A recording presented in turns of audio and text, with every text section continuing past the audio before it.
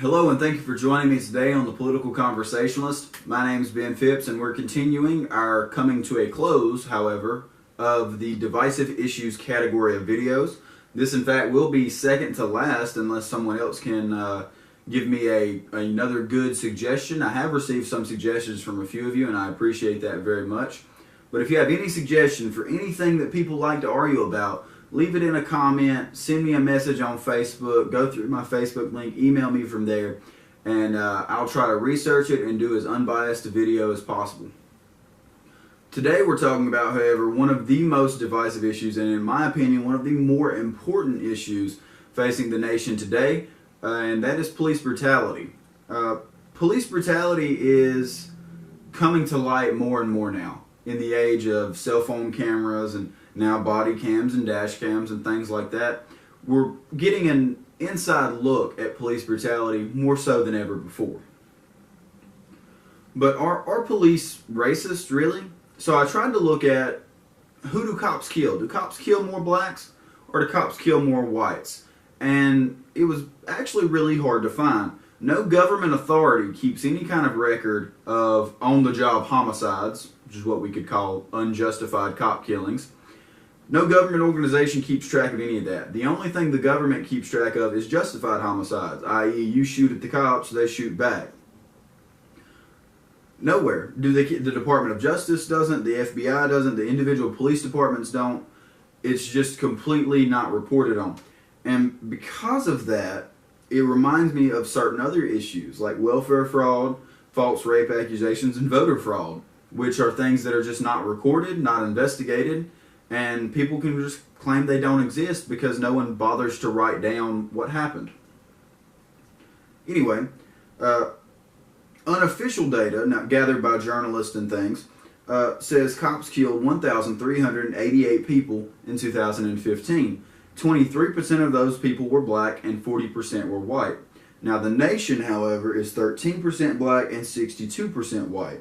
So, of course, it's not as big of a divide as you would think between who cops kill, but it still is more likely if you are African American to be killed by police than if you are Caucasian American. So does that mean that the cops are racist? Well, maybe not. The police are very much so more prevalent in low-income areas. I live in Shelby, North Carolina, a little mid-income type area. But if I go towards the country club, I'm not going to see as many cops as if I go towards Section 8 housing and things like that. And that's just been standard cop operating procedure for a long time. So cops are going to find crime where they look for crime. Also, I had a conversation with my wife and she pointed out something that I thought was pretty important. In higher income neighborhoods, there's probably a similar amount of crime, yet it's not so easy to discover. People with higher income commit different crimes than people with lower income. And whereas you could probably find illicit prescription drugs in many houses on Lake Norman or in Charlotte, for example, you have to have a warrant to go in there, kick down the door, and look for it. Whereas if you see someone in a low-income area smoking weed by the porch, that's probable cause. So the way they commit crimes could also affect these numbers. Just something to keep in mind.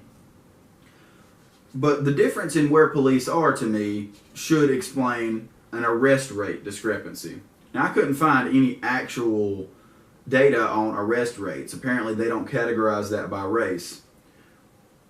But what about once they get arrested? So we'll assume that cops arrest more blacks than they do whites just because they're in the lower income areas that are historically more minority, and that they see more blacks than they see more whites, and that's why they arrest more. But what about the prisons? The prisons are vastly, vastly different. There are way, way, way more blacks than whites in prison. And why is that? Does that mean that maybe the judges and jurors are racist? Not necessarily. Incarcerated people, prior to incarceration, had an income of 41% less than average for their demographics. So that doesn't mean because they're black or because they're Hispanic or whatever. All those things are taken into account in this study, and it is linked down below in the description.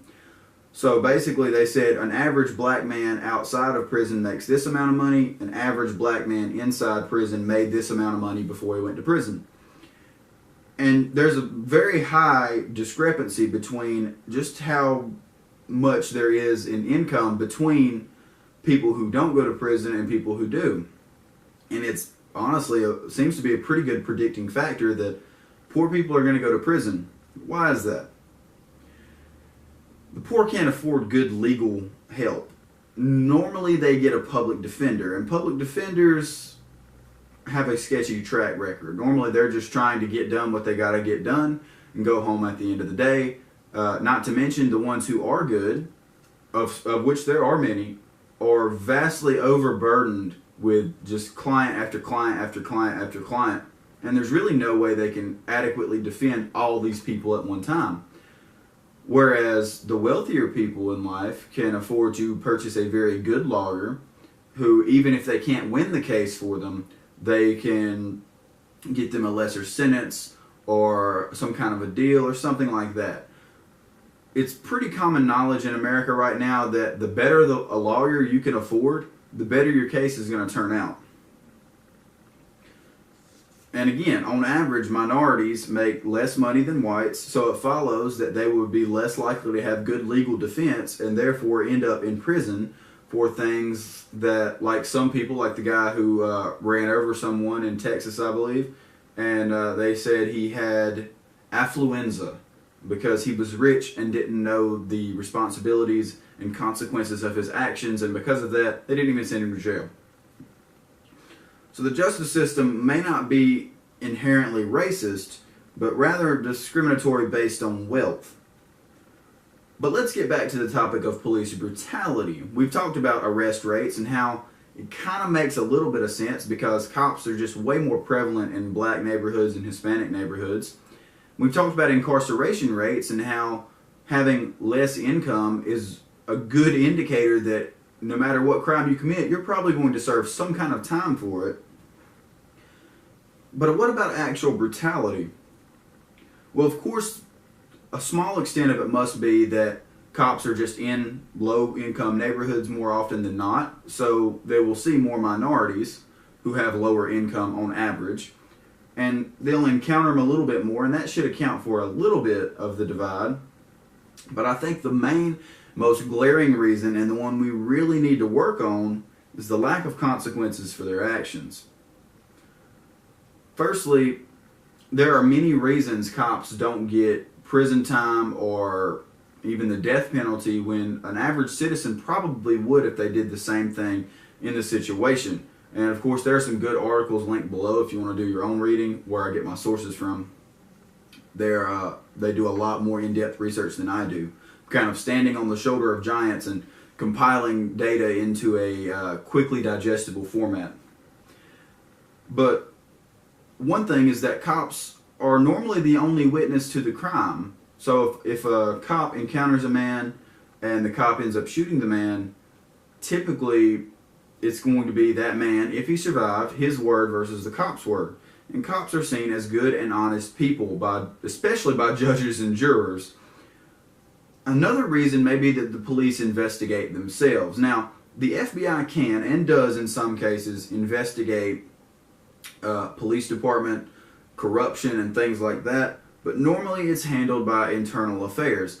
And can you imagine if somebody who worked in the cubicle across from you decided whether or not you were guilty? It doesn't seem exactly fair.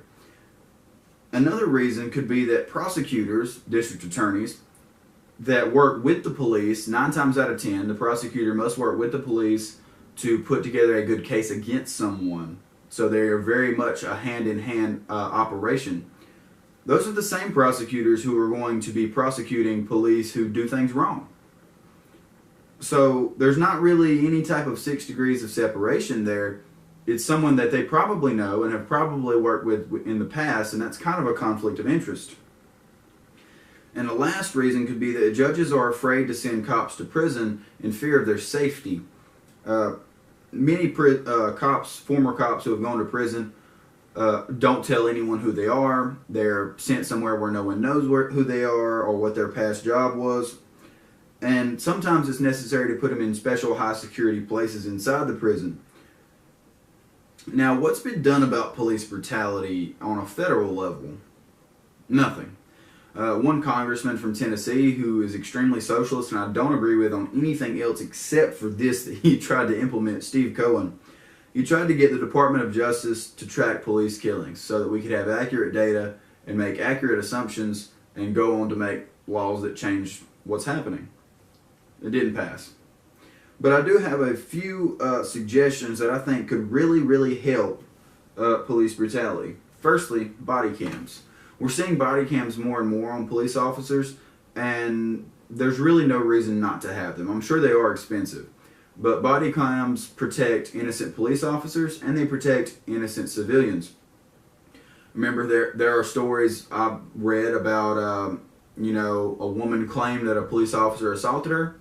Body cam showed he did not. So it protected him in that instance. The same way, civilian gets shot by a police officer, not justified. The body cam shows it's not justified, and it protects the innocent civilian. Body cams are just good all around. So those should be mandatory. If you're asking me, that should be a federal law that all police departments should have body cams on all their officers at all times. I think blocking the camera or intentionally erasing the data on the camera, all that should be immediate dismissal and maybe even a criminal charge. Secondly, I think we need to make the FBI investigate every claim of police brutality against police. Now, there are a lot of them. I understand that. Yet, if we allow police to continue policing themselves, it's not going to be extremely fair. And it may not be that it is some mass cover-up, but can you imagine working with someone day in and day out? They have one bad day, make one bad decision in the heat of the moment, and then you're forced to send that person to prison for the rest of their life. Then you're forced to actually not only send that person to prison, but have reason to believe they're going to get shanked and die in prison. It's difficult to maintain a unbiased opinion when you are making police themselves, and I think it would be better for everyone involved if the FBI took over all the investigation of murders by police. And lastly, I think it would be a very prudent decision to utilize different judges and prosecutors in cases of police brutality. So maybe from another area, but maybe even a separate court system altogether, albeit a very small one. Because we can't continue to let people who work day in and day out with each other be expected to be completely unbiased and honest about each other. Now, the topic of racial injustice at the hands of the justice system goes a lot longer and a lot bigger than what I wanted to talk about today. But I think right now the best thing we can do is to get justice for victims of police brutality and to enact justice on police who brutalize people. I think if we see some cops go to jail, if we see some cops go to prison, if we see even some bad cops who do bad things get the death penalty, that it will affect other police officers to be more prudent in their decision making. And I think that would be the best way to deter future police brutality. I appreciate you joining me today. Leave a like, comment, subscribe, whatever you want to do. Give me some feedback. You can, of course, go to my Facebook page, message me from there, or you can go to my Facebook page, go through there and email me if you have a question, comment, whatever it may be, a suggestion. And like I said, this is the second to last video on divisive issues. I thought this was a very divisive issue. I don't know why I didn't think of this earlier in the process, but this is the second to last one. We have one more coming up, and then we're going to have to switch out of the divisive issues, and we're going to start doing profiles of political people, and we're going to start doing political philosophical concepts. So anyway, I appreciate you joining me today, and I hope you have a blessed day.